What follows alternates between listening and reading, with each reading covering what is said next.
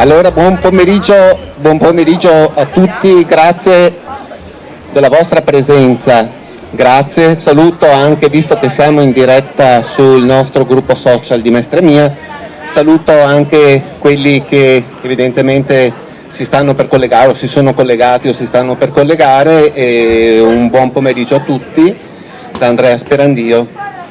Allora, questa è l'ultima puntata, la chiamiamo così, delle rubriche che noi abbiamo avviato già da tempo sul nostro social. Passione, Sport, Educazione, la rubrica che conduce Giovanni Armellin, al quale tra qualche minuto darò il microfono e la parola.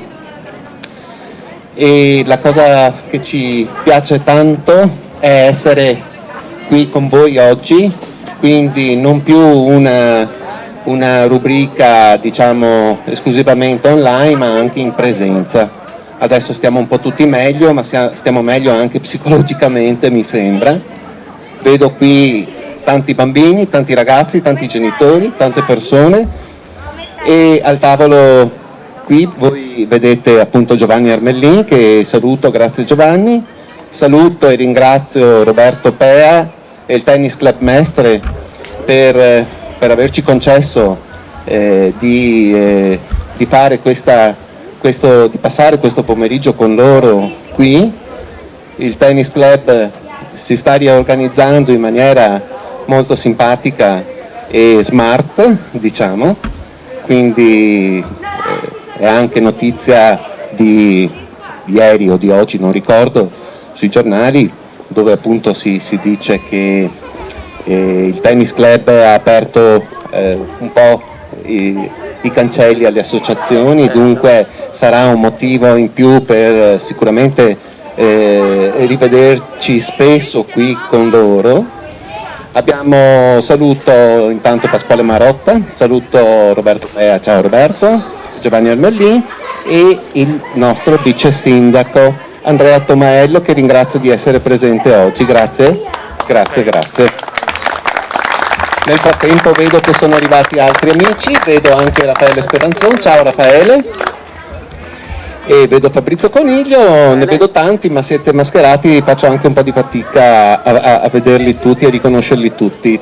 Allora io darei la parola a questo punto a Giovanni Armellin, e così questa diretta può cominciare, e parleremo naturalmente di sport, parleremo dei nostri figli, parleremo dei giovani e ci saranno delle sorprese anche, insomma. Ok, la parola a Giovanni, grazie Giovanni.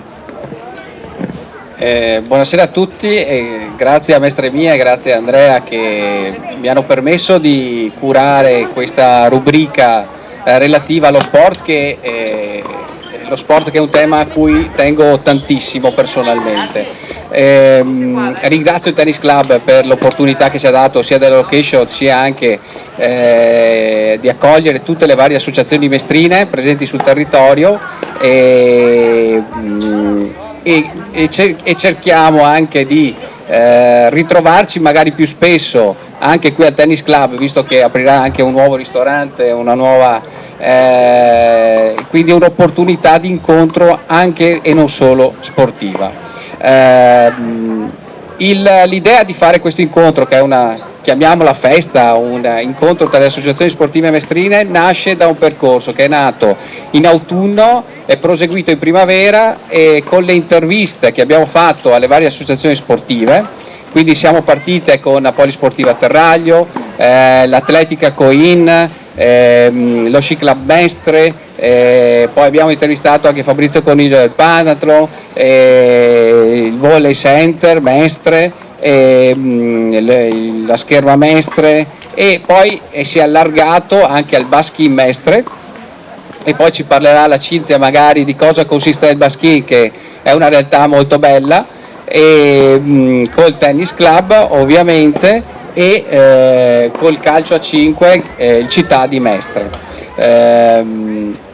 Là è stata invitata anche la Mestrina Pallanuoto, non so se c'è il rappresentante qui, ma ci dovrebbe essere, mi avevano detto che arrivava, eccolo lì, perfetto, il signor Pagà, perfetto. Mi fa molto piacere che ci siano sia i responsabili che anche gli atleti, i giovani, i ragazzi, i bambini qui presenti. Il percorso che non vorrei si concludesse solo oggi per quanto riguarda le attività sportive e le associazioni, ma vorrei che ci fosse sempre una sorta di confronto tra le associazioni e l'amministrazione comunale. Ecco perché è qui presente anche il vice sindaco e sono molto contento che ci sia, perché ritengo essenziale lo sport per la crescita delle persone in generale, per la salute, ma anche e soprattutto per la crescita dei giovani. I giovani intendo i bambini, i ragazzi. Lo sport è una formazione, un'educazione e quindi va anche qui fatto un plauso non solo ai rappresentanti delle associazioni sportive, ma anche a tutti gli allenatori che dedicano del tempo ai nostri ragazzi e ai nostri giovani. Non possiamo dimenticare e non possiamo delegare solo alla scuola o solo ai genitori l'educazione. Penso che l'educazione passi anche per i valori dello sport, nei valori della correttezza, della determinazione, della grinta e di raggiungere degli obiettivi nel rispetto dell'avversario. Questi valori diciamo che sono stati tra virgolette sospesi con il Covid. La pandemia ha un po' provato un po' tutti noi, sia gli adulti ma anche i giovani. Pensiamo solo a tutti i ragazzi e i giovani che non hanno potuto fare lo sport che amavano di più. E quindi questo incontro vuole essere un primo tassello per cercare di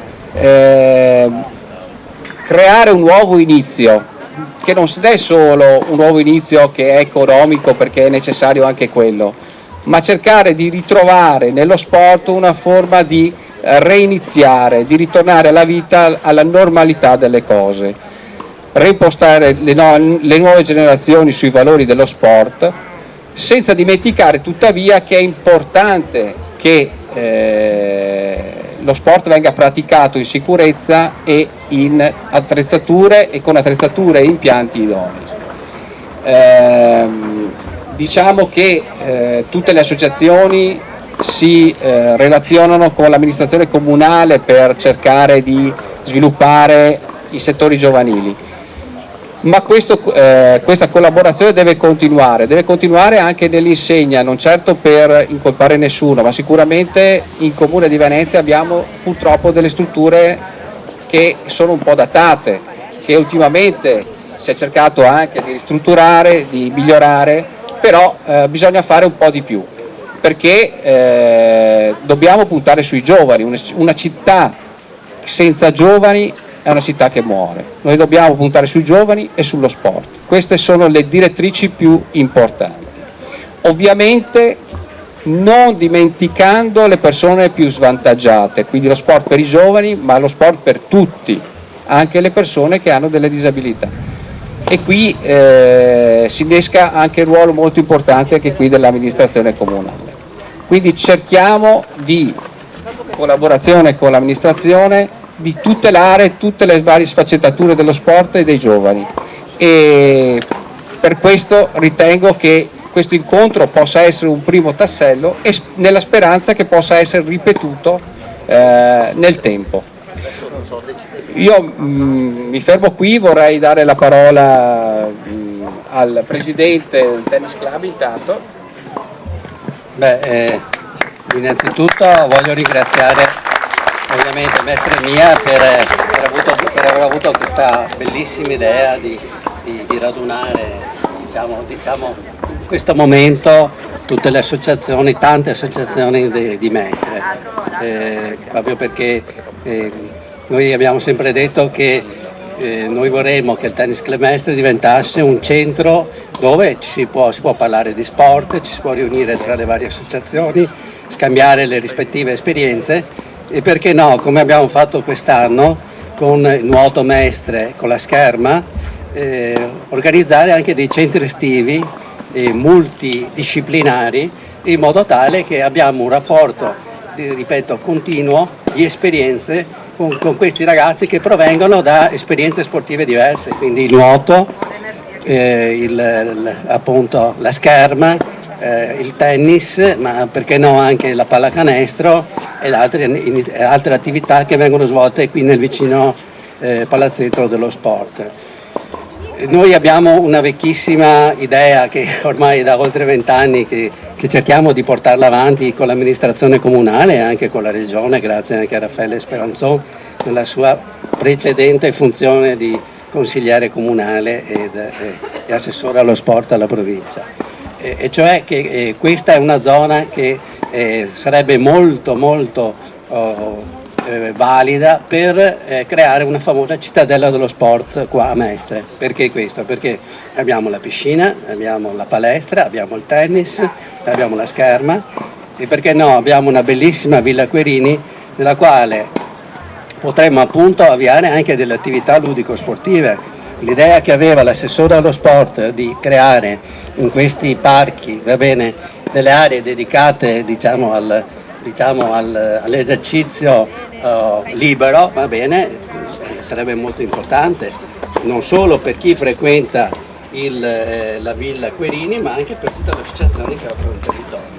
Ultima cosa, di qui a settembre, speriamo, dovrebbe esserci la stazione della MSFR, quindi conseguentemente l'accesso a questa zona di Mestre sarebbe molto agevolato sia per tutte le zone limitrofe. Quindi un ringraziamento particolare a Mestre mia e a tutte le associazioni presenti. Grazie Presidente. Do la parola anche al direttore sportivo del TC Mestre, Pasquale Marotta. Vi ringrazio, non voglio duplicare l'intervento del Presidente se non nella parte del ringraziamento di tutti i presenti, ma soprattutto nei confronti del Vice Sindaco Andrea Tomaello, che sta mostrando molto interesse nei confronti dello sport mestrino in generale e anche nei confronti del tennis, e Raffaele Speranzon che in questo periodo c'è stato e da tempo c'è vicino. E quindi ringraziarli di cuore e sollecitarli a fare sempre di più, anche se stanno facendo già molto. Noi, la nostra ambizione, credo che possa essere condivisibile da parte di tutti, è quella che il Tennis Club Mestre diventi, oltre che un luogo dove si pratica il tennis e fra non molto speriamo anche il padel, ma diventi la casa dello sport mestrino, perché è l'unico circolo che ha anche una clubhouse che può essere utilizzata anche dalle altre associazioni sportive per incontrarsi, per riunirsi, per creare dei momenti conviviali, condividere con tutte le altre associazioni momenti e temi che vanno magari anche oltre lo sport e a favore della città. Quindi da parte mia un ringraziamento e una sollecitazione a lavorare tutti insieme in questa direzione, e ringrazio ovviamente Mestre Mia per le iniziative a favore dello sport soprattutto. Grazie. Possiamo dare la parola a Raffaele Speranzon, che può parlarci di sport, anche vista la sua esperienza anche di assessore allo sport e anche di consigliere regionale adesso. Allora, grazie a tutti. Innanzitutto vorrei raccogliere un po' quella che è stata il suggerimento del dottor Pea rispetto alla opportunità di sfruttare questo spazio, non solo questo dove siamo qui quest'oggi, ma più in generale quest'area, per destinarla a attività sportive anche nel futuro. Del resto, pensando anche alla toponomastica, ci sono alcune strade di Mestre che hanno una toponomastica secondo me che andrebbe modificata, per esempio via Circonvallazione, francamente oggi come oggi non ha senso che esista una via Circonvallazione nel pieno centro cittadino, andrebbe cambiata, diamoli via Corso Buenos Aires per darci un po' di importanza. Però via Olimpia, se si chiama via Olimpia vuol dire che da anni, da sempre, vorrei dire, viene riconosciuta come un luogo nel quale per l'appunto si pratica lo sport che sappiamo benissimo quanto è importante per le famiglie, quanto è importante per le istituzioni, quanto è importante per la salute e per il benessere di ciascuno di noi, ma anche quanto è importante per la crescita dei nostri ragazzi, perché attraverso lo sport imparano quali sono i valori, imparano che per migliorare le proprie prestazioni all'interno del campo di gioco devono innanzitutto cercare di superare i propri limiti, devono combattere contro se stessi, devono allenarsi, devono ascoltare i consigli che gli vengono dati dai tecnici, dagli allenatori, e tutto questo responsabilizza ancora di più il mondo delle associazioni sportive, che oggi non ha solo un compito di miglioramento fisico e tecnico dell'atleta, ma è un compito anche pedagogico, perché non può essere definito un parcheggio da parte né delle istituzioni né da parte delle famiglie per i ragazzi che in orario extradidattico attraverso lo sport hanno la possibilità di approcciarsi a una disciplina sportiva. A una disciplina sportiva che quindi ha delle regole, è un contesto nel quale c'è la possibilità per i giovani, per i ragazzi di relazionarsi, ma è anche uno spazio fisico, non è solo uno spazio relazionale, e questo spazio fisico è all'interno di un contesto nel quale ci devono essere strutture, impianti, strumenti idonei. Ecco, da questo punto di vista devo dire, Andrea, tu non erediti una situazione felice, mi riferisco a Andrea Tomaello, il nostro vice sindaco che è anche assessore allo sport, non eredita una situazione felice perché nel corso degli ultimi decenni in questo territorio sull'impiantistica sportiva si è investito oggettivamente poco. Se voi mettete a confronto quello che è l'offerta di questa città dal punto di vista degli impianti e la paragonate con città di pari dimensioni alle nostre latitudini, che siano nel Veneto o che siano in altre zone del nord Italia, vi accorgete che siamo assolutamente in ritardo. Siamo in ritardo sulle piscine, siamo in ritardo sui palasport, siamo in ritardo sugli stadi, ma siamo in ritardo anche sulle palestre, su quelli che sono gli impianti, non dico minori, ma di dimensioni più contenute, ma che possono permettere la realizzazione di campionati importanti per tante discipline, la pallamano, il calcio a 5, tutti sport che faticano oggi, ad esempio, ad avere spazi idonei a consentire una programmazione di successo. È impensabile che quello che è il comune, non solo capoluogo della città metropolitana di Venezia, ma che è capoluogo della regione del Veneto, sia da questo punto di vista in condizioni arretrate rispetto a altre città come Treviso, come Padova, come Verona, come Vicenza, e credo quindi che lo spazio per recuperare ci debba essere. Non ci sono chiaramente responsabilità solo da parte del comune in questo senso, ma ci sono responsabilità da parte di tutte le istituzioni nei vari tempi, e forse è anche il caso che anche all'interno della regione del Veneto il peso di Venezia si faccia sentire in modo maggiore e più consistente rispetto a quanto siamo stati in grado di fare nel recente passato, perché non c'è dubbio che tutta una serie di infrastrutture possono realizzarsi se c'è anche il concreto appoggio e il sostegno da parte di un'istituzione importante come quella della regione. Quello che posso dirvi è che comunque ci sono 3 leggi, la legge 49, la legge 8, la legge 11 del 2015, che consentono alle associazioni sportive di avere la possibilità di accedere a finanziamenti diretti per la pratica dello sport, quindi per l'associazionismo sportivo, a finanziamenti per il miglioramento degli impianti sportivi, chiaramente fino a 50.000 euro, e poi per iniziative anche di natura culturale o ricreativa che possono essere realizzate dalle associazioni sportive. Però credo che insomma facendo un po' massa critica e cercando di costruire insieme al Comune una forte relazione che possa permettere di ricavare qualche risorsa in più per il nostro comune, evitando di vedere che altre città importanti del Veneto, ma sono sempre quelle che poi alla fine riescono a essere gratificate dal punto di vista delle risorse, sia una cosa assolutamente importante. Così com'è assolutamente importante, concludo perché non è mia intenzione, ma è assolutamente importante che ci sia l'assessore allo sport. Vedete, gli ultimi 5 anni non c'era l'assessore allo sport, c'era il sindaco che era solo allo sport. La giustificazione che aveva dato il sindaco nel ricoprire l'incarico del solo allo sport era quello di dare più peso allo sport all'interno dell'amministrazione comunale. Però il fatto che lui dopo il primo mandato abbia deciso di affidare le deleghe dello sport a Andrea Tomaello, al suo vice sindaco, dimostra che evidentemente ha riconosciuto che il tempo che deve essere dedicato allo sport non può essere un tempo parziale da parte di un sindaco che ha ovviamente 1000 impegni, e quindi plaudo anche a questa scelta dell'amministrazione comunale di Venezia di individuare ovviamente in Andrea, che è persona giovane, capace, dinamica e amante dello sport oltre che praticante lo sport, ma plaudo anche all'iniziativa del sindaco che in questo senso ha saputo fare marcia indietro rispetto a una sua scelta di qualche anno fa e oggi correggendola ha dimostrato anche di saper individuare eventuali errori nelle passate amministrazioni. Grazie Raffaele.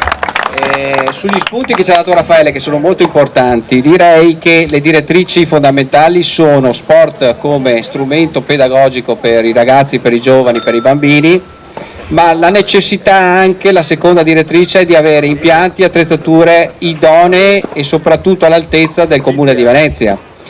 Su questo probabilmente siamo indietro di 40-50 anni nel Comune, e questo è sicuramente un compito che non invidio Andrea Tomaello, ma l'abbiamo invitato proprio per questo, nel senso che ci sono gli oneri e gli onori.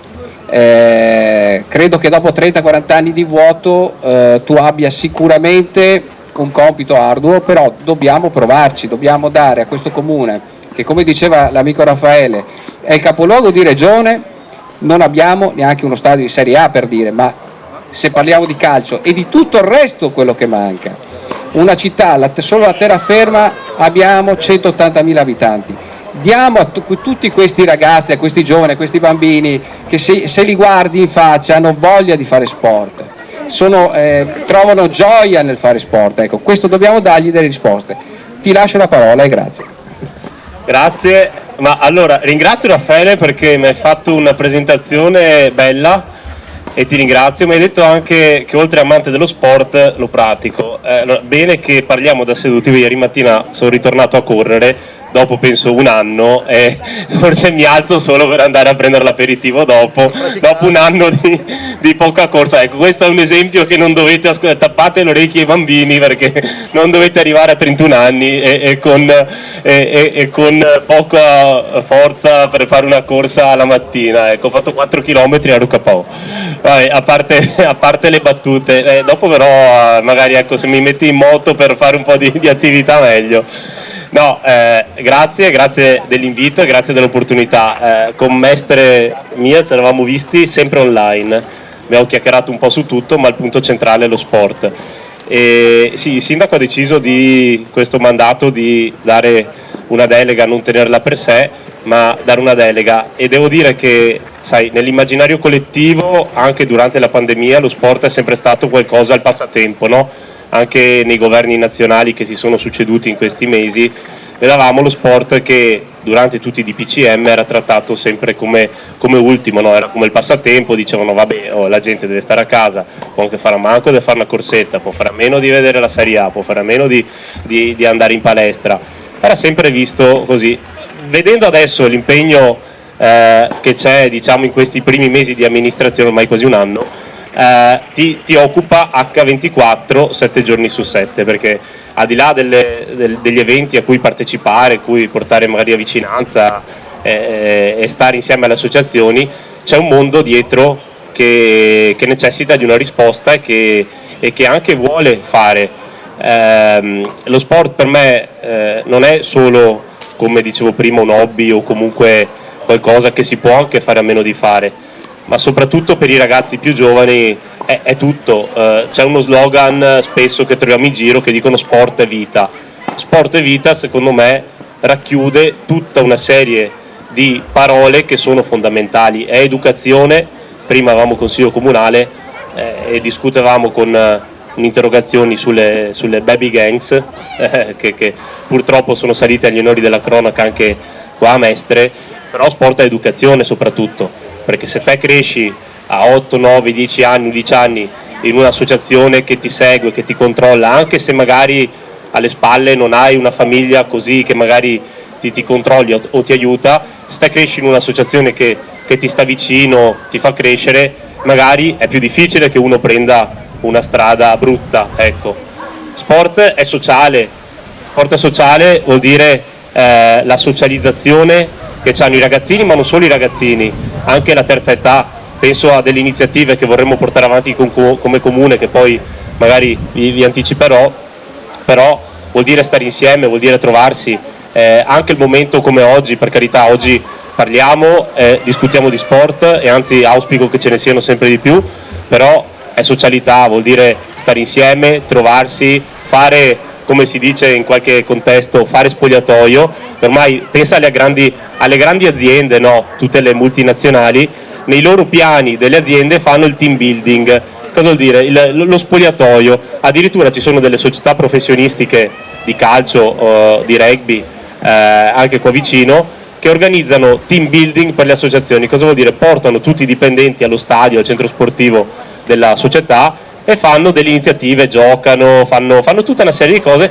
applicate al mondo sportivo. Questo per insegnare a chi lavora nel privato, nell'azienda, il gruppo, il senso di gruppo, il fare sport, stare assieme. Quindi sport è anche sociale, anche comunità. Poi sport è salute perché naturalmente stare a casa a guardare la televisione, stare a casa a mangiare patatine, la Coca-Cola, non è salute sicuramente, insomma non serve che ve lo dica io, anche se dopo un anno ho fatto una corsa e sono KO, però ecco, dovrei fare molto di più. Sono andato dal dottore qualche settimana fa e mi ha detto guarda, cerca di muoverti un po' di più e di fare un po' più di attività, perché durante il lockdown l'ho praticamente quasi azzerata, però conto di riprenderla e quindi c'è tutto questo aspetto, ma poi tutto sport è una serie di cose che trae beneficio la cittadinanza e la collettività insieme.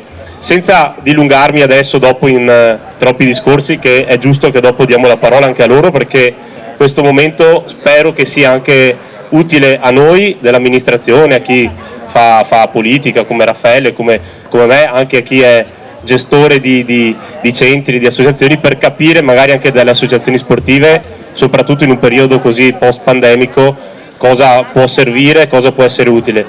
Come comune avevamo l'idea che fare sport all'aria aperta facesse bene. La pandemia ci ha, tra virgolette, aiutato, passatemi il termine, perché fare sport all'aria aperta è altamente consigliato. Adesso insomma stiamo fortunatamente rientrando anche a fare sport al chiuso, però insomma stare nel verde, fare sport nei giardini, fare sport nelle piazze, nei campi, nelle calli è una cosa secondo me che fa bene e che serve sia a chi lo fa, ma sia anche alla cittadinanza, perché magari aiuta a allontanare qualche sbandato che c'è in qualche parchetto.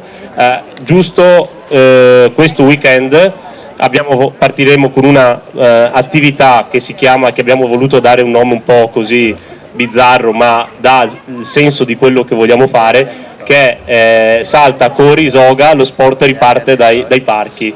È un'iniziativa dove abbiamo voluto coinvolgere tutte le associazioni del nostro comune, sono più di 400, e dar loro la possibilità di fare attività sportiva all'interno dei parchi, delle piazze, dei campi, quello che dicevo prima, ovvero fare degli stage dimostrativi, degli eventi, delle prove per la cittadinanza, in modo che anche i cittadini provano a fare un tipo di disciplina e anche mettersi in mostra e quindi riallacciare il rapporto con i cittadini.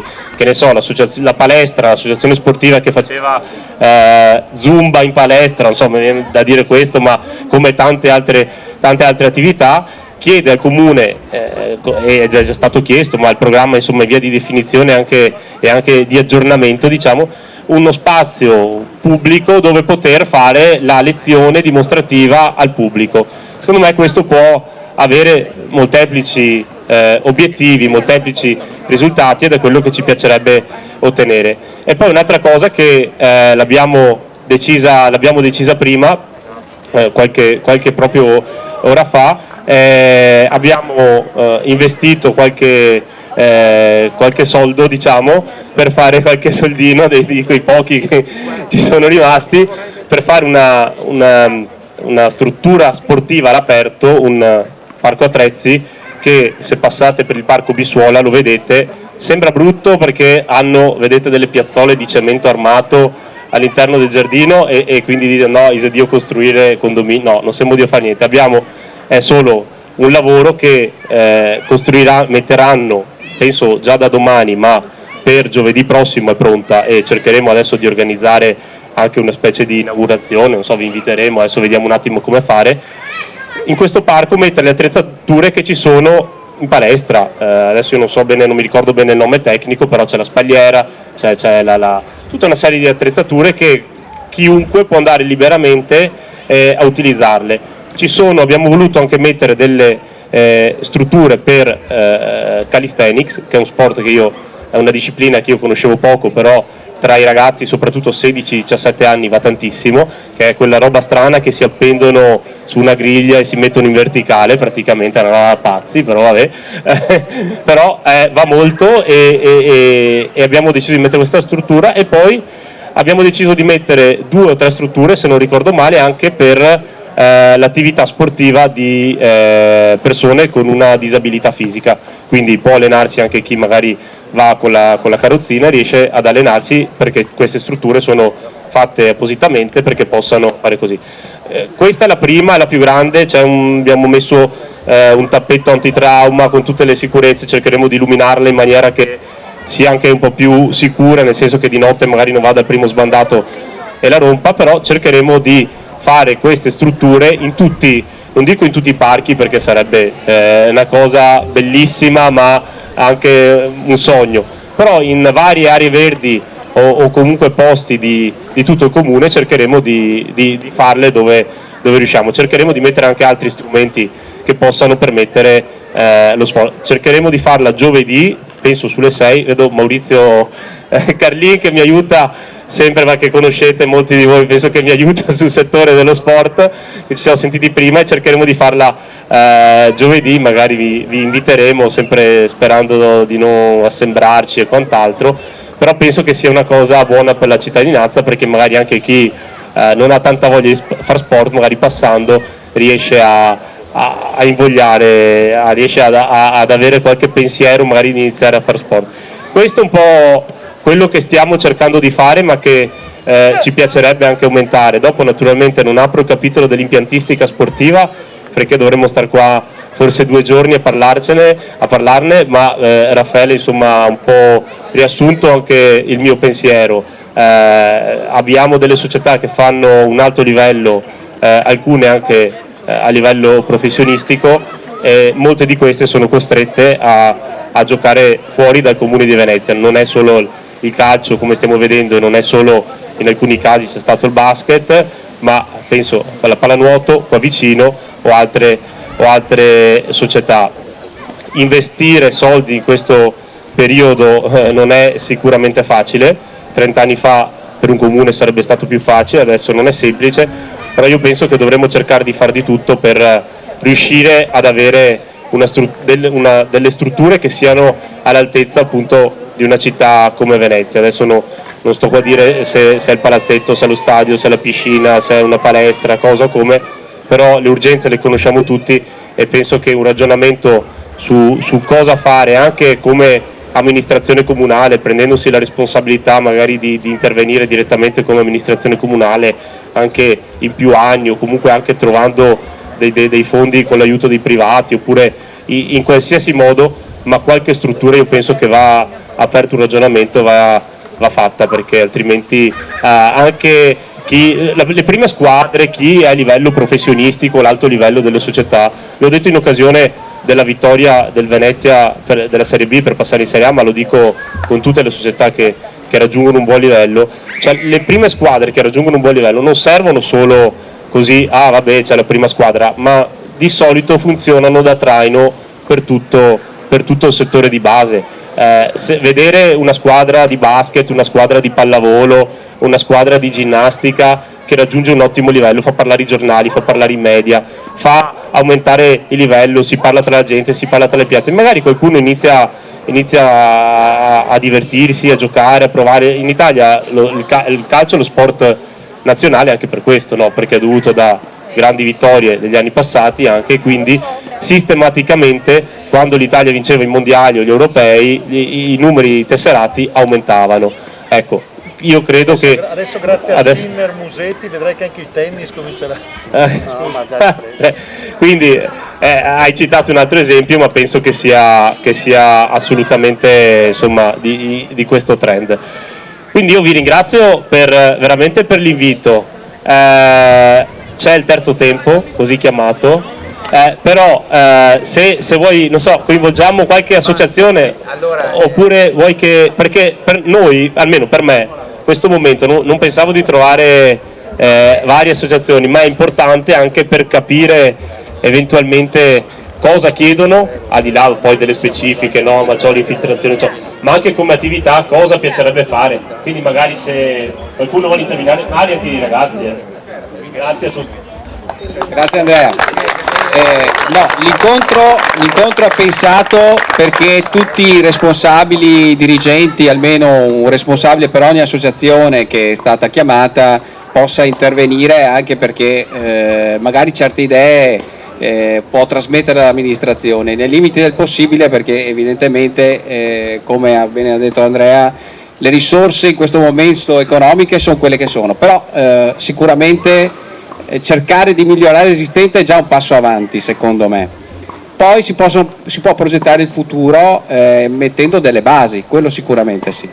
Allora io vorrei che venisse qui Marco Chiozotto, presidente del Città di Mestre, col cuore arancio-nero, come il sottoscritto, vorrei dirlo, e vorrei che ci parlasse del settore giovanile, come ha creato questa realtà che è di Serie A, ecco, e quindi la Serie A non è solo il calcio a 11 ma il calcio a 5, e quindi ci parlasse anche delle necessità, ma non sta a parlare massa però.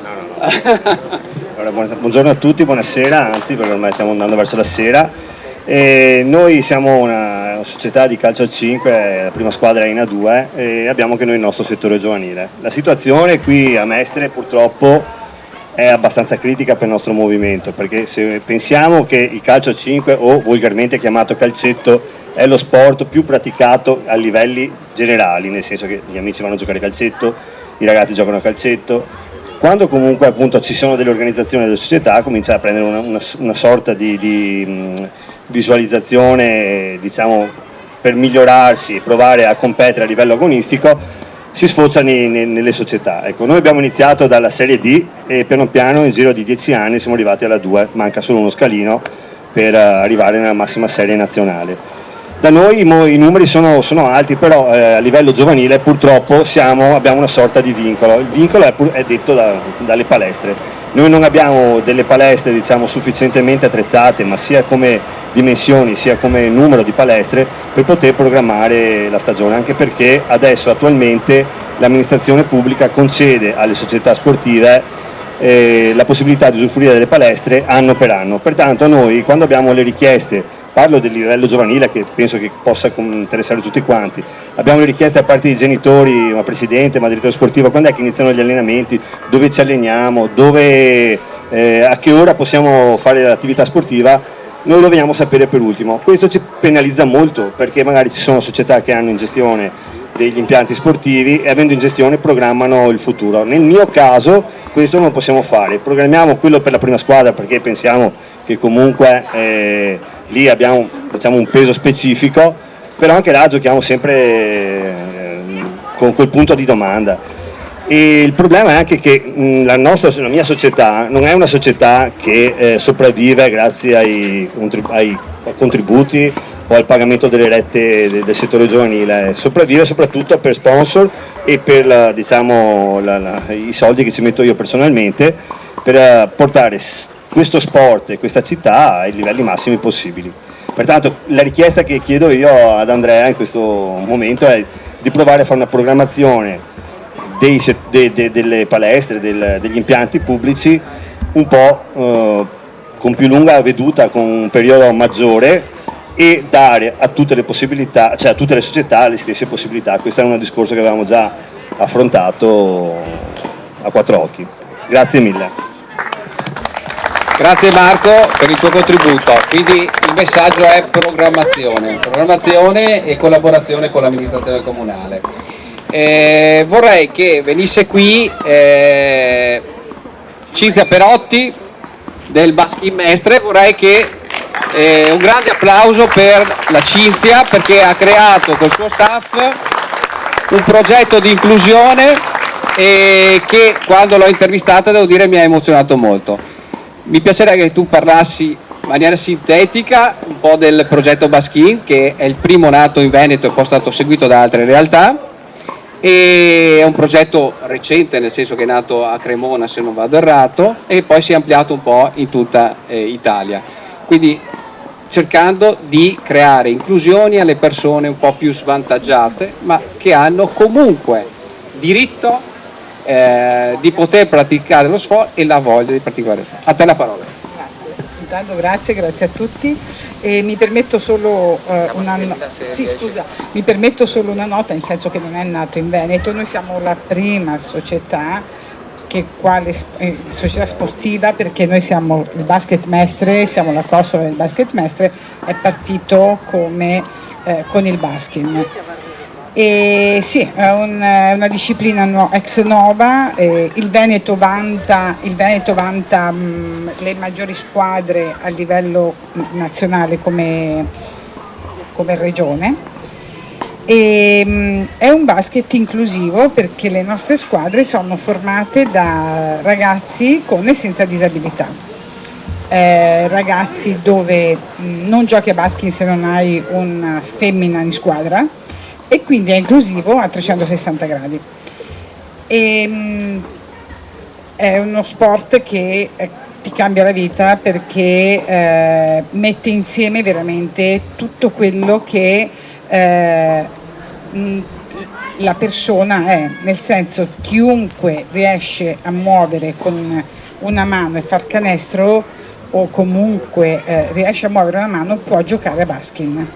Questo ha aperto una porta sul mondo che ha rivoluzionato il modo di vivere e di guardare lo sport, perché il basket oggi è diventato lo sport per tutti, perché chiunque può giocarlo, chiunque ha voglia di giocare a basket può giocare a basket, ed è qualcosa di rivoluzionario, appunto.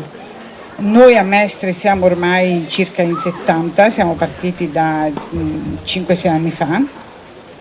I nostri ragazzi, alcuni sono lì, li vedete, e quello che a noi preme molto, proprio riferendomi un po' alle difficoltà delle strutture che noi stiamo riscontrando, è che abbiamo palestre dove non è fattibile l'ingresso a ragazzi, per esempio portatori di handicap in carrozzina, perché non sono adeguate per l'ingresso. Noi poi abbiamo una realtà in cui è uno sport che si gioca su 6 canestri. Quindi i 2 canestri sono messi, i canestri del basket normale, poi ci sono i 4 canestri a metà campo. Qui viene segnata un'area protetta e noi ogni volta che ci alleniamo, ogni volta che giochiamo, ogni volta che organizziamo qualsiasi tipo di evento, siamo obbligati a portarci dietro la struttura, a segnare l'area protetta, e questo diventa veramente impegnativo. Anche perché se noi ci affacciamo fuori da Mestre, fuori da Venezia, le altre palestre in cui noi andiamo a giocare, prendiamo ad esempio Vicenza, loro in tutti i palazzetti hanno già la linea dell'area protetta segnata. Ora io mi rivolgo direttamente al vice sindaco, questa sera tocca a lei. Io non ho idea di cosa questo possa costare, però credo che fare una linea in mezzo al campo, anche solo in fase di ristrutturazione, presumo che potremmo anche avanzarla come richiesta, affinché ogni volta che ci spostiamo di palestra in palestra magari ci togliamo questa difficoltà di metterci lì con il metro, 3,10 m, 2,50 m buttati a terra e segnare questo. No? Ospitiamo delle persone, fermi tutti, 3/4 d'ora prima si va in palestra perché dobbiamo attrezzarla, senza pensare che ci dobbiamo portare dietro sempre i canestri perché non ci sono. Quindi come realtà è una realtà che sicuramente sta emergendo, le richieste sono tantissime. Condivido il discorso della richiesta delle palestre che ha fatto prima il calcio, che c'è questa difficoltà, però è uno sport che secondo me, lo vediamo già, sta sicuramente avendo sempre più ampio respiro, perché sempre più persone possono tornare a giocare, perché noi abbiamo qui l'Elisa, abbiamo la Giada, abbiamo Superale, Francesco, Anna, Nicolò, Cristina, abbiamo Lauliana, abbiamo il coach Gavagnin, Toffanin, lo vedo in fondo, e però ci sono anche tutti i ragazzi che fanno parte di questa squadra, perché in 70 siamo tanti, che oggi sono impegnati, chi con la maturità, chi con i vaccini, chi con le sessioni d'esame, per cui siamo riusciti ad arrivare Così, e questa è un po' la rappresentanza, diciamo. Intanto la invito alla prima occasione utile di venirci a guardare e poi dare un respiro al basket significa veramente dare un respiro alla cittadinanza. È stata sufficientemente precisa? Che io voglio sapere da loro che campionato fate, che non ho capito. Contro chi giocate? Aiuto! Noi facciamo il campionato under e over, il campionato senior, diciamo. Lo facciamo a livello regionale, poi noi siamo arrivati anche alle semifinali regionali, abbiamo perso di un punto per andare alle nazionali 2 anni fa, sì, cioè, e quindi sì, è un campionato che si fa a livello regionale e poi nazionale, sì, assolutamente. Quest'anno è stato costituito l'EISI, siamo entrati a far parte del CIP, quindi siamo assolutamente da quest'anno facciamo parte anche del CIP e siamo stati lui che è più alto fa canestro o no? Lui sì, lui.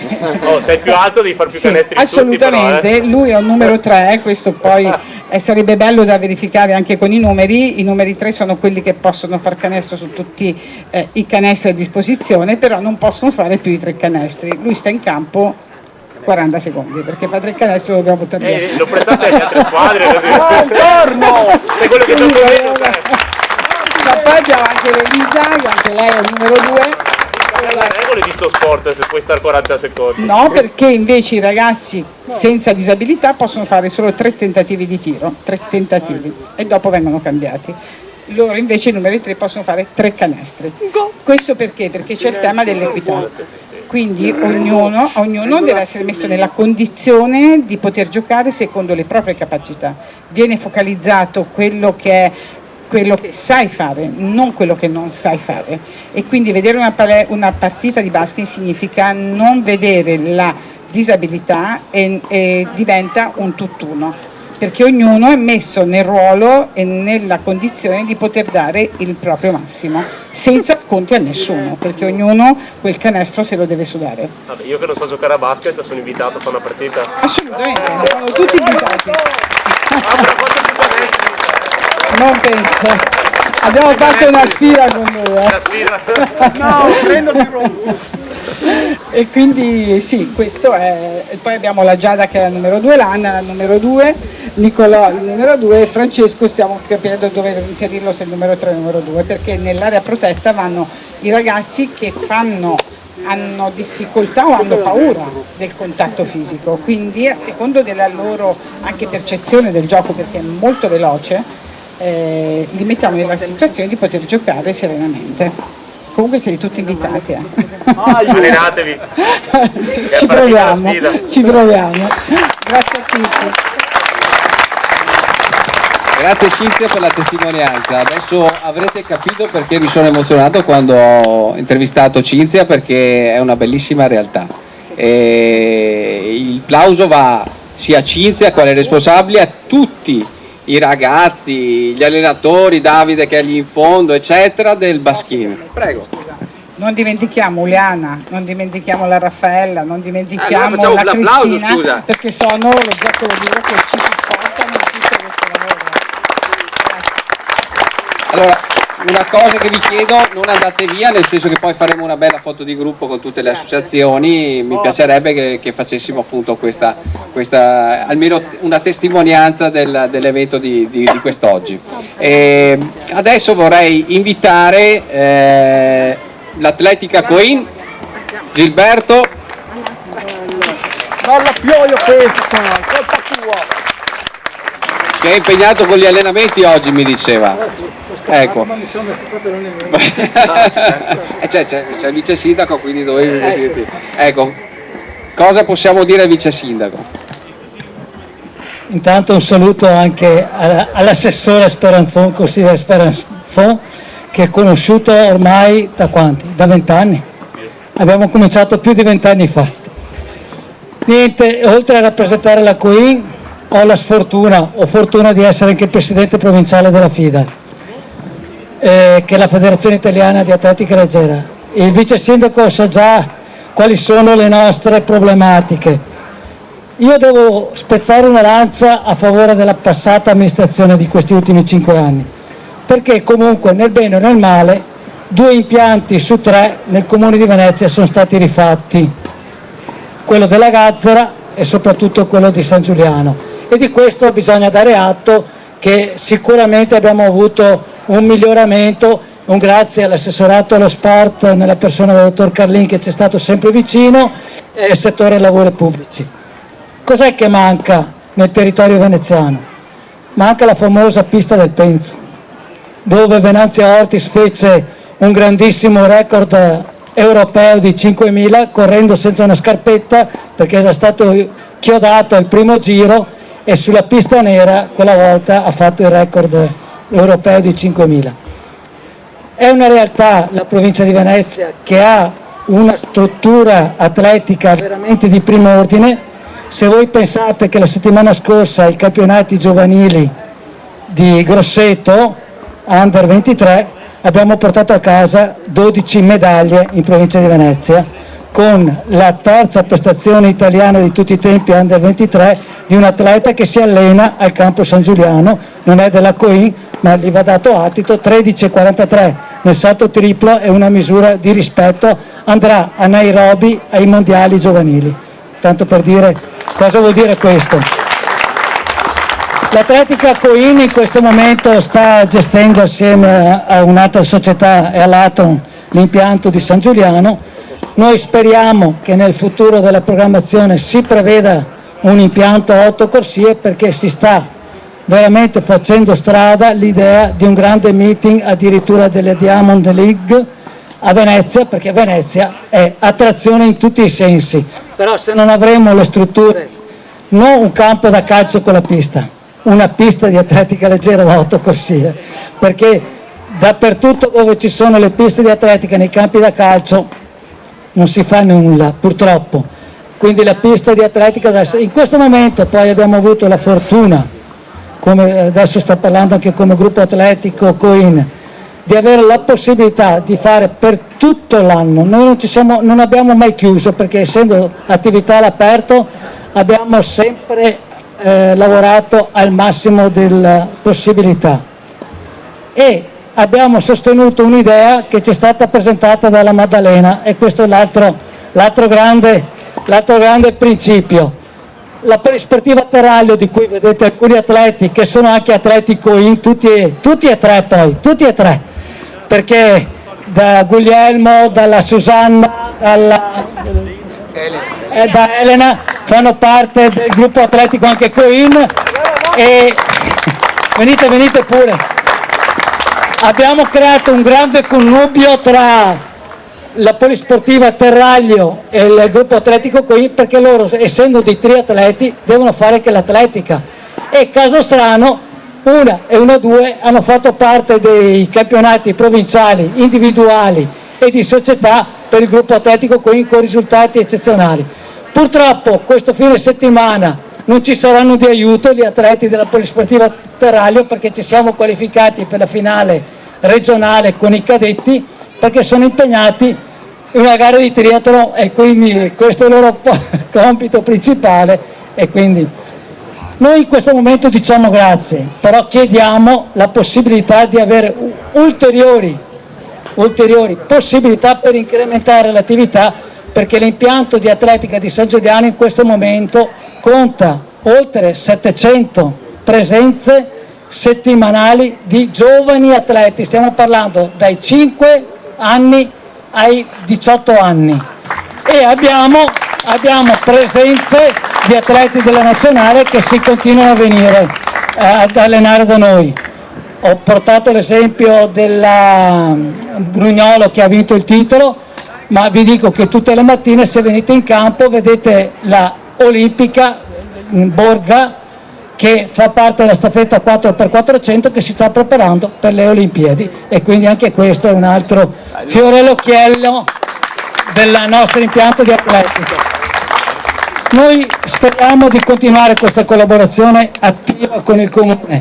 So che adesso fra poco sarà l'assegnazione degli spazi per i prossimi 5 anni, e io credo che abbiamo tutte le carte in regola per poter proporci come gestori dell'impianto nel migliore dei modi possibili e trovare una collaborazione col comune sempre proficua e positiva, perché come ho sempre detto, come ho detto anche all'intervista a Mestre Mia, in atletica c'è una cosa importante, come anche nel triathlon: nessuno fa panchina, tutti sono indispensabili e tutti possono dare il meglio di sé, e quindi lo sport deve essere educazione, educazione, educazione. Grazie.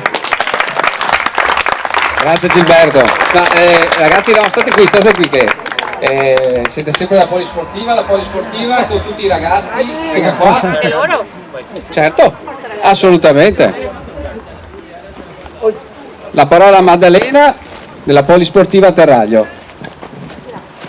Grazie. Allora, in parte delle cose le ha già anticipate Gilberto, perché l'esperienza di questi 2 anni, quest'anno ultimo particolarmente, di collaborazione con la Queen è stata importantissima. Faccio una brevissima premessa: chi siamo, chi non siamo, magari l'assessore.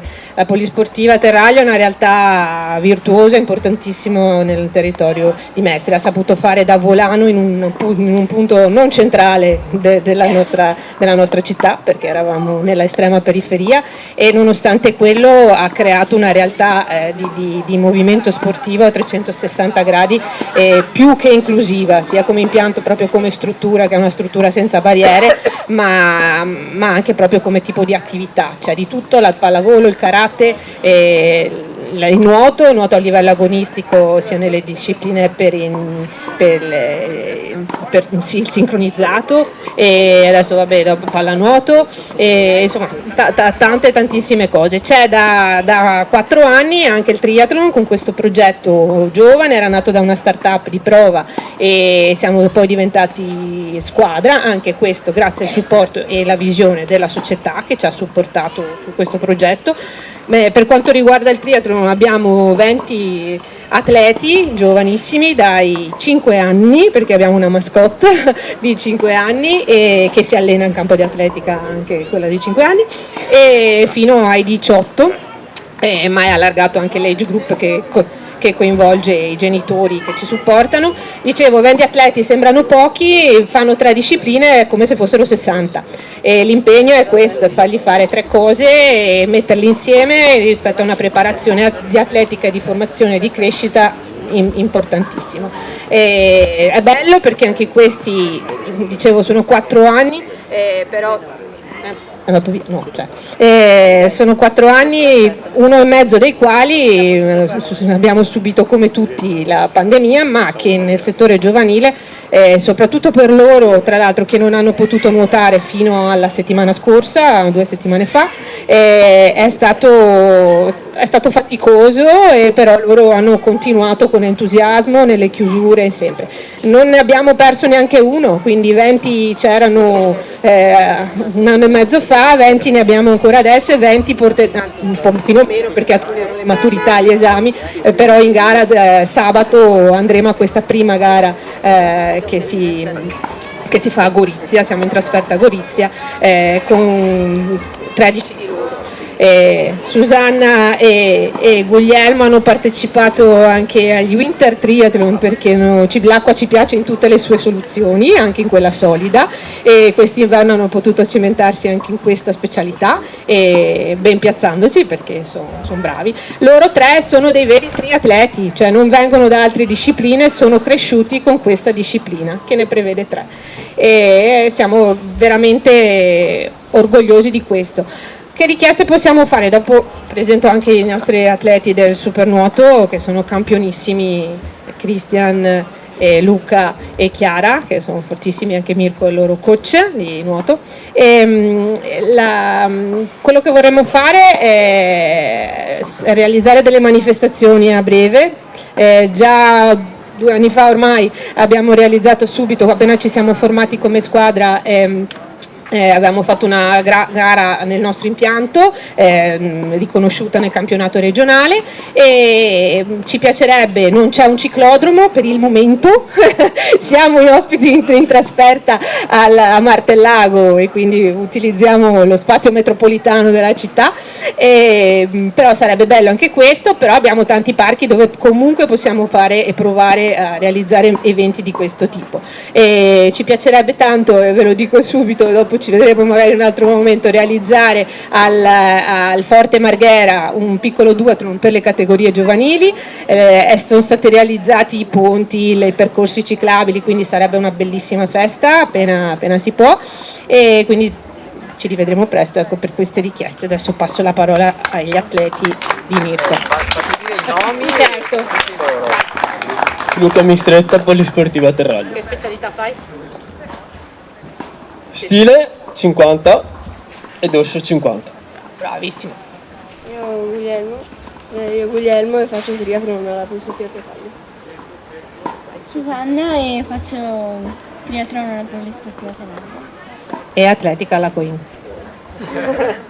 Elena e faccio triathlon alla Polisportiva Terraglio. All'atletica Coin. Io mi chiamo Chiara e faccio nuoto da quando ero piccola, e poi mi ha preso Mirko, il mio allenatore, da quando mi ha preso perché ero forte, adesso sono ancora più forte. Non si scherza, è la realtà, è piena di medaglie la ragazza. Vediamo un particolare. Un particolare? Sì. Vai. Allora, salve a tutti, buonasera a tutti, sono Cristian Clemente, ho 28 anni e faccio nuoto da 15 anni, e mi ha preso come quando ero piccolo. Ringrazio a lui e ringrazio la Polisportiva. E noi ringraziamo te che sei un super campione. Cristian è anche campione europeo, giusto? Sì, ho preso 3 medaglie d'argento in europei, sia rana, stile e staffetta. Bravo. Allora Mirko che li ha battezzati tutti quanti in acqua, adesso tocca a lui. Saluto a tutti, è un onore allenare questi atleti. Quanti ne hai Mirko? Sono 70 atleti con disabilità intellettiva e fisica relazionale. Bravo. Rubo la parola solo un secondo, perché se c'è il talento e se c'è la possibilità di costruire dei talenti, occorrono le società da un lato, occorrono le strutture dall'altro. Questo connubio non può che nascere con una sinergia tra diciamo, il comune, quindi l'amministrazione, e poi chi si prende l'incarico di gestire le società sportive. Ecco, è un ciclo virtuoso che va costantemente alimentato e mantenuto, perché insomma, soprattutto quello che è successo con la pandemia ha dimostrato che può succedere anche l'inaspettato, l'inatteso, e lì devi farti trovare pronta, avere spalle grosse e trovare spalle grosse poi in chi deve e può consentirti di proseguire un progetto che nel nostro caso ha ormai 35, quasi 36 anni di storia. Quindi dobbiamo ringraziare certamente l'amministrazione per quello che ha fatto e che sta facendo. Noi a breve potremo dare notizia di importanti lavori fatti nella nostra struttura dopo tanti anni che li aspettavamo, quindi sia la piscina che la palestra sono stati oggetto di un intervento estremamente importante che consentirà di aprire ulteriormente le porte a ragazzi come loro, ma anche a ragazzi che fanno molte altre discipline da noi. Quindi grazie dell'invito e grazie dell'opportunità.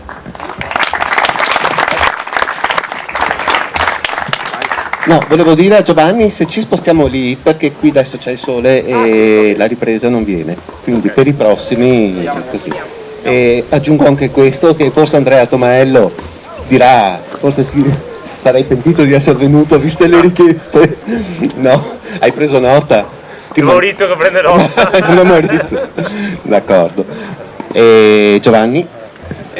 Grazie alla Polisportiva, quindi è sicuramente interessante un bel duathlon al Forte Marghera, una bellissima idea.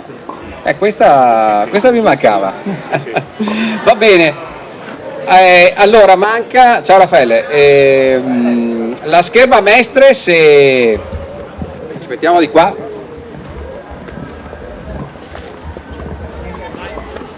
Il presidente Alberto Antonello, circolo scherma Mestre, Livio Di Rosa. Buonasera a tutti, io sarò un po' più breve perché molto è stato già detto anche nei confronti dell'amministrazione comunale. Noi siamo sicuramente una società dal punto di vista delle strutture fortunata, perché non posso lamentarci, perché abbiamo una struttura dedicata qua dietro unicamente alla scherma.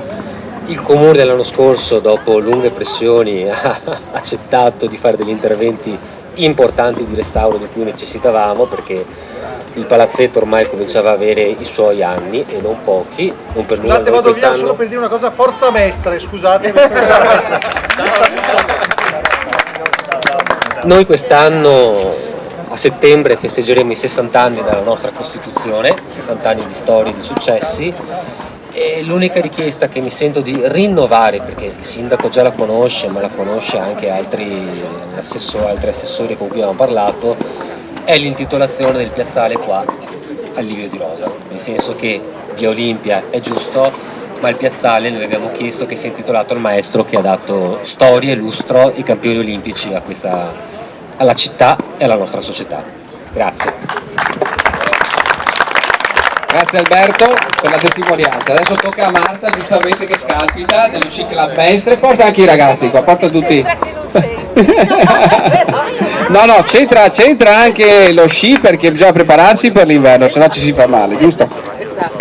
Grazie, intanto ti ringrazio dell'invito e ringrazio tutti. Ovviamente sembra, appunto, noi siamo al caldo adesso, sembra che siamo fuori, invece non è così, perché devo dire, lo Sci Club Mestre peraltro ha festeggiato nel 2019 50 anni, quindi oggi siamo di attività, e ha fatto sciare tanti ragazzini e che ancora sciano. Questa è una piccola, diciamo così, gruppo della squadra dei ragazzi, perché anche noi abbiamo ragazzi che comunque sciano, si allenano, sono arrivati ai campionati regionali. Tommaso si è qualificato alle nazionali del Trofeo Pinocchio e quindi insomma combattiamo anche con le società di montagna ed è una bella realtà. Per arrivare preparati però, oltre ad allenarsi, e devo dire che è vero che lo sport è educazione e anche rispetto dell'ambiente, perché quest'anno col Covid loro si sono allenati al freddo senza la possibilità di accedere ad un rifugio e quindi insomma tempra anche i ragazzi, ma bisogna allenarsi tutto l'anno, perché devono fare chiamiamola una ginnastica che è un misto con un'acrobatica, una preparazione atletica, e quindi poi mi divergerò a Coim perché sarebbe anche bello fare appunto queste cose qui, e d'estate magari lo skate, e quindi questo nei parchi si potrebbe fare. Ecco, bravo, perfetto. Così come poi c'è bisogna decidere dove, così come il nordico, perché poi chi fa fondo d'estate si allena con gli skirol, il famoso skirol, che sono dei pattini, e c'è la squadra regionale che ad esempio farà il ritiro a fine giugno ad Eraclea, dove faranno delle manifestazioni. Quindi è chiaro che noi, oltre alle palestre, perché tutto l'anno fanno la preparazione in palestra, la preparazione atletica, e anche se c'è la possibilità di fare lo skate, mentre a me piacerebbe, ma è un mio sogno, fare in qualche parco una dimostrazione con la neve plastica, con una pista diciamo così di plastica, dove la gente, chi non ha mai visto insomma come si fa a sciare lo sci nordico, proverà a sciare. Vediamo se riusciamo a realizzare. Ce l'hai la pista? Sì, le piste ce l'ho sia di fondo che sì. Già di plastica? Sì, sia di fondo, e che riesco a intracciare anche l'altro, ecco, magari a luglio, no, settembre. 15 di agosto. 15 di agosto, è così. Ecco, allora niente, io quindi ringrazio, queste sono le nostre richieste, questi sono i nostri ragazzi. E facciamogli un applauso. E basta.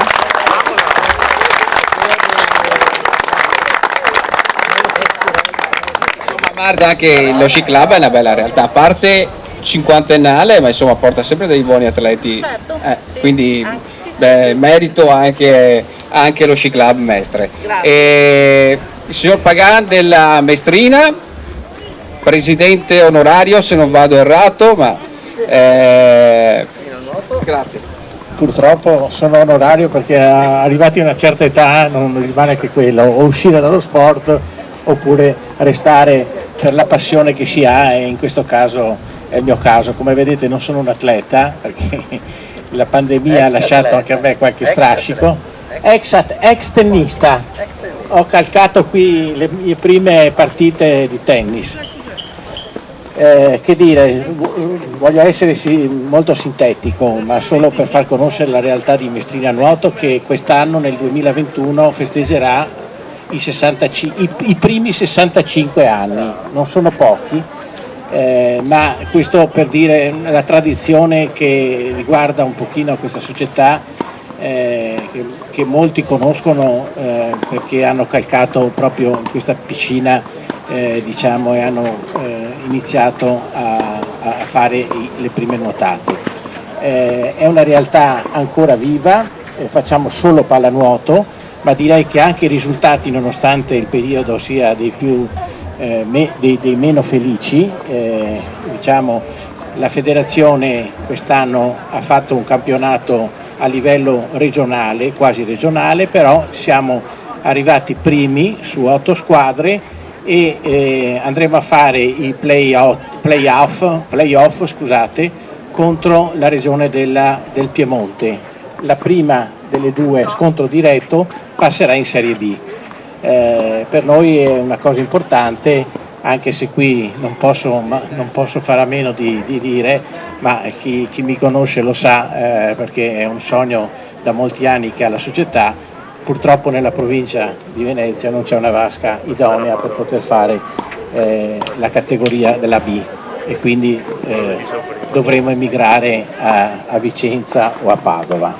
Questo senza nessuna polemica, ma spero proprio che nei progetti che sono stati ricordati ci possa anche essere questo, che credo alla città metropolitana e l'importanza che ha Venezia nel contesto dello sport meriti, insomma, spero che lo possa avere e possa disporre di questo impianto. Sul discorso della cittadella dello sport, chi mi conosce sa benissimo quanto io ci tenga, per esempio, di poter fare qualcosa insieme in questa zona che è centrale, diventerà molto un punto focale per l'entrata nella città di Venezia, di Mestre. Quindi secondo me è fondamentale poter valorizzare quest'area, e valorizzare proprio perché lo sport è trainante per lo sviluppo sociale di tutta una collettività, e quindi dietro una città ci sono le persone, i giovani, e su questo diciamo sfondo credo tante porte.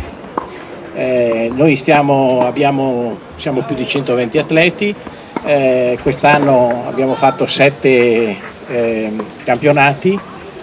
Siamo la realtà nel nostro piccolo che fa più campionati in tutta la regione rispetto ad altre società che magari selezionano, proprio per ribadire un concetto che è già venuto fuori: tutti devono avere la possibilità di giocare, di trovare una sua collocazione all'interno.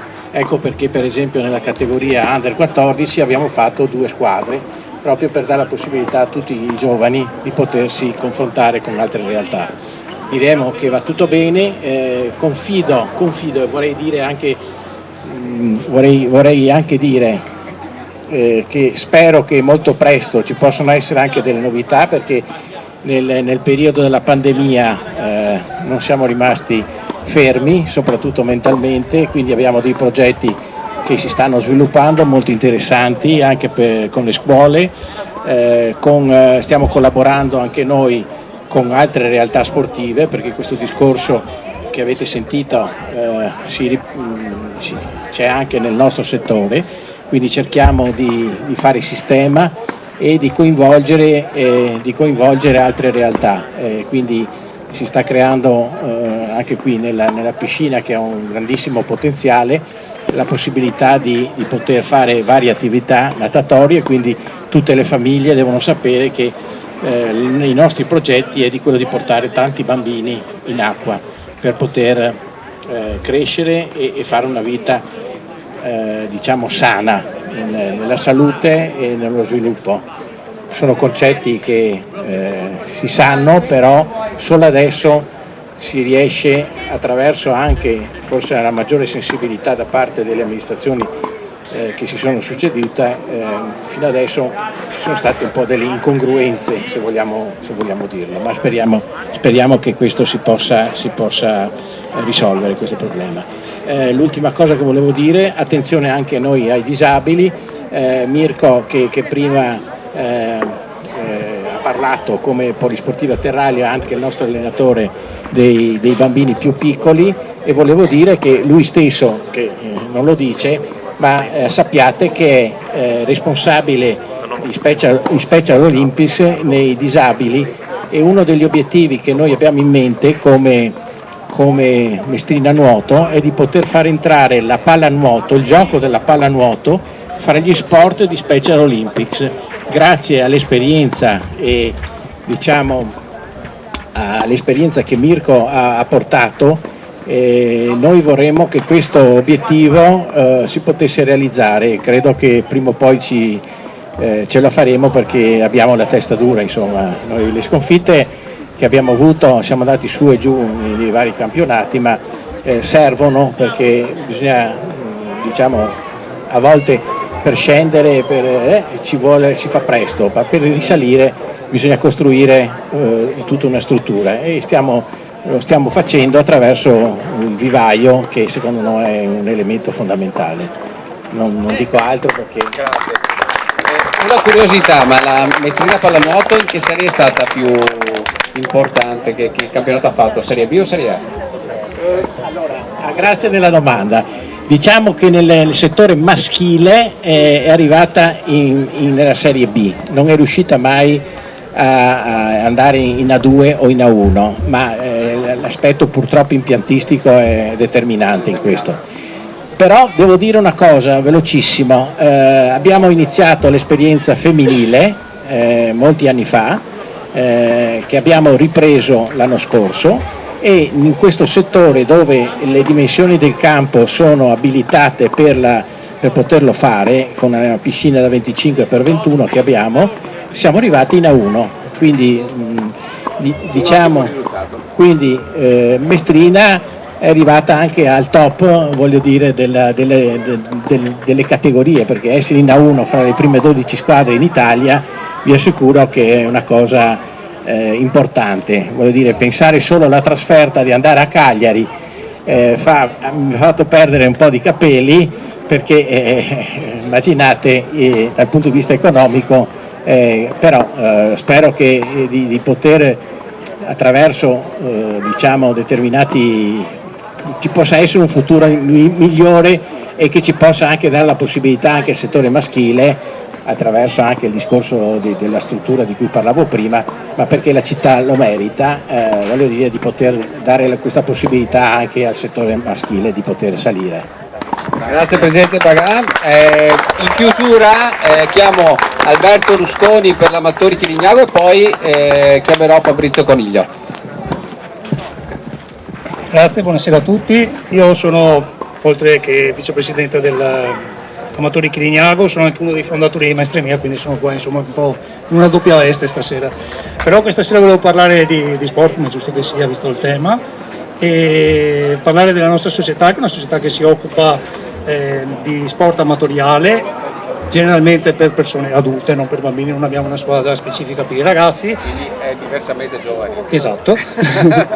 E comunque organizziamo un paio di manifestazioni che sono completamente gratuite ogni anno. Una di queste è la Corri per Monica, per ricordare una ragazza scomparsa in un incidente una dozzina di anni fa proprio sulle strade della Gazzera, e un'altra invece è il mini trail che organizziamo per tutti quanti i ragazzi attorno al laghetto della Forte Gazzera, dove generalmente c'è una buona partecipazione di ragazzi, soprattutto quando ha piovuto, che c'è bel fango, che allora si divertono ancora di più a sporcarsi per bene, e sempre tutto quanto gratuito, gestione nostra. E per quanto riguarda la nostra società noi ci allenavamo un tempo al campo sportivo della Gazzi, da Chirignago, purtroppo quello di Via Calabria. Purtroppo negli ultimi periodi ci sono stati dei problemi con la società che gestisce l'impianto, non ci sono gli spogliatoi adatti, come quantità vengono fatte delle preclusioni, nonostante in teoria ci siano spogliatoi, soltanto che gli spogliatoi, quelli sotto delle tribune, non vengono utilizzati in quanto non sono attualmente utilizzabili. Questo preclude appunto la nostra possibilità di spogliarsi, perché noi corriamo anche in inverno e di conseguenza siamo andati avanti qualche anno a correre sempre cambiandosi in macchina alla buona e purtroppo subendo anche troppi furti nelle automobili, perché c'è anche questa piaga per noi corridori che si verifica spesso, e ultimamente ci cerca di arrangiarsi, o qualcuno si è iscritto al campo di San Giuliano dove c'è anche Coin e altre società, oppure si va ai classici parchi vari, tanto per noi l'importante è correre e basta. Però ci sono degli esercizi che andrebbero svolti in pista in qualsiasi caso, e questo non è possibile. Speriamo insomma che possa migliorare la situazione per noi. Grazie a tutti quanti voi e passo la linea a Giovanni. Grazie Alberto. Adesso vorrei qui Fabrizio Coniglio in chiusura, presidente del Panathlon Mestre. Buonasera a tutti, sono molto contento di questa serata, ringrazio Mestre Mia, ringrazio l'amico Giovanni, il vice sindaco, il nostro Andrea Sperandio. È un momento importante per il Panathlon. 70 anni fa, il 12 giugno, nacque un piccolo ristorante di Venezia e, come tutte le belle idee, hanno gambe, viaggiano in quasi tutti i continenti. Quindi oggi ci sono centinaia di club, migliaia di soci che portano avanti i sacri valori del Panathlon, e cioè il fair play, la lotta al doping. E se è vero che le vostre società portano i ragazzi a fare sport, il Panathlon vuole portare lo sport nelle scuole, perché mi sono reso conto che parlare con gli studenti, parlare di fair play, è una delle cose più belle e più emozionanti che possono capitare a un club e a un presidente. Vedo che i ragazzi sono veramente attenti ai concetti del fair play, il bullismo spesso impera, e allora con lo sport noi siamo convinti che questo sia un formidabile antidoto. Poi io, occupandomi anche di società civile, ci siamo resi conto che nelle città dove ci sono i migliori impianti sportivi, dove c'è un attivismo sportivo, vediamo che il degrado è molto minore, se non addirittura pressoché assente, rispetto a quelle città dove invece non è regina lo sport. Quindi noi portiamo avanti con forza questo messaggio alle amministrazioni. Sono molto contento di Andrea Tomaello, io corro da quando avevo 14 anni e non ho mai smesso, lui ha ripreso adesso, bontà sua, e dico che parlare nelle scuole di sport, di valori, spero che si possa fare insieme, questo è il progetto che il Panathlon di Mestre ha, sia una cosa veramente illuminante, non tanto per gli studenti, spero di sì, ma soprattutto per noi, perché ci rendiamo conto di quanto i giovani vogliono capire che cos'è il fair play. E il sottotitolo del Panathlon è Ludis Iungit, e quando ascolto gli amici del Baskin o della Polisportiva Terraglio dico che il termine Ludis Iungit, che significa uniti nello sport, è da loro rappresentato al meglio. E voglio fare una promessa, vedo qui la mia vicepresidente Marta, le mani in cor, ci siamo consultati velocemente, nei confronti del Baskin, se la segretaria mi ascolta, forse ci sarà una sorpresa per voi da parte del Panathlon. Quindi congratulazioni a tutti e viva lo sport. Grazie nostro.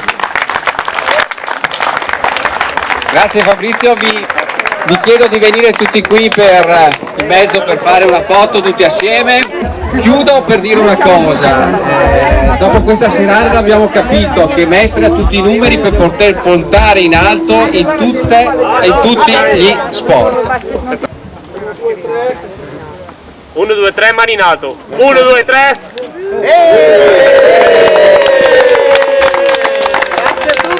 Grazie mille.